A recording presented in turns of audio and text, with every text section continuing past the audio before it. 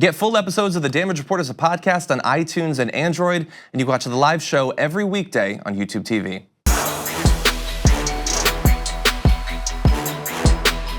What, if anything, did we learn? We're gonna take a look back in a segment we call This Week I Learned.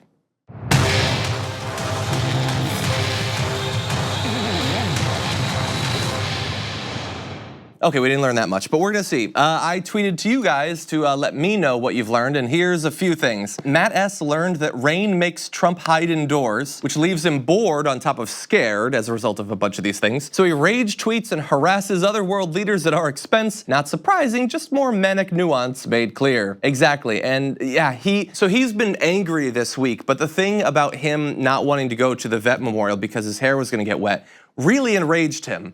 And then a couple days later, more confirmation came out that that was in fact exactly why he didn't go, which is embarrassing. If that came out about me, I would be mad about it too, but I would have just gone to the ceremony. And it makes me wonder, so he doesn't want his hair to get wet. Does he not want to get his hair wet because of the reason all of us wouldn't want to get our hair wet? Or does something happen when his hair gets wet? That's what I have to wonder about.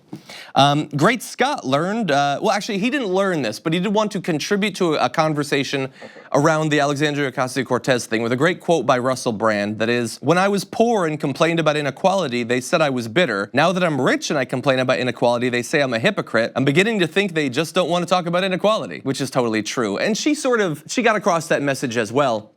She's in a position where it doesn't matter what she wears. They will find a reason to say that her arguments about the economy and about the state of the working class are invalid, regardless of whether she was dressed like some pauper from, a Dickens novel or whether she came out there in a Melania Trump level outfit. They would find a reason to disregard her either way. Moving on, stupid sexy Flanders learned that we're all rich because we all have refrigerators. And so if you don't watch Fox News, first of all, congratulations. Second of all, that's what he's alluding to. So it was more common back in the Bill O'Reilly days, but his argument against concern over poverty was always, here's the percentage of Americans that have refrigerators, here's the percentage of Americans that have TVs, and if you can heat or cool your food, you don't get to complain about anything. And so if 96% of Americans have refrigerators, I guess we don't have poverty in this country. It's a ridiculous argument, but it exists to this day. You can see screenshots of all of those graphics they put up on Fox News. They really think that this is convincing. And maybe for some of their viewers it actually is. Aaron learned that Florida is a preview of 2020 and it scares me. So that is 100% true. So they are still doing their recount in Florida as we speak. There were massive problems with people being deceived by the layout of the ballots. As of yesterday, in one of the counties, I forget if it was Palm Beach or Broward, the person that did the recount uploaded the information 2 minutes late. And so at least as of yesterday, they weren't gonna use any of that recount information that was accrued over the course of 5 days. This is a ridiculous way to run elections, whether it's senator, governor, or potentially in 2020, the presidential election. Now, if it makes you feel better, in a weird way, Florida seems so right-wing at this point that I don't know if we need to even worry about possibly competing there.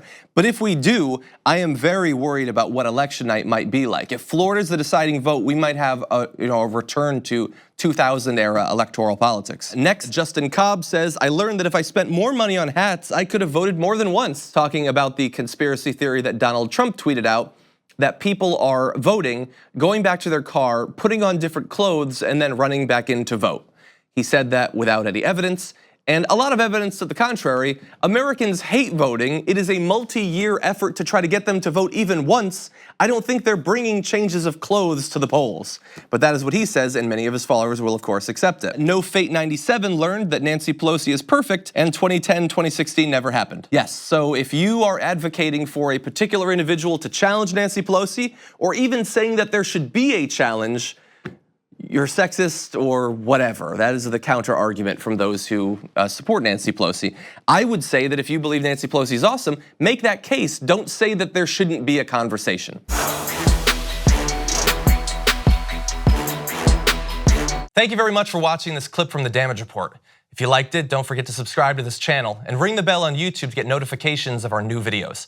And of course, you can catch the full Damage Report live every weekday at 1 p.m. Eastern, 10 a.m. Pacific on TYT Network on YouTube TV.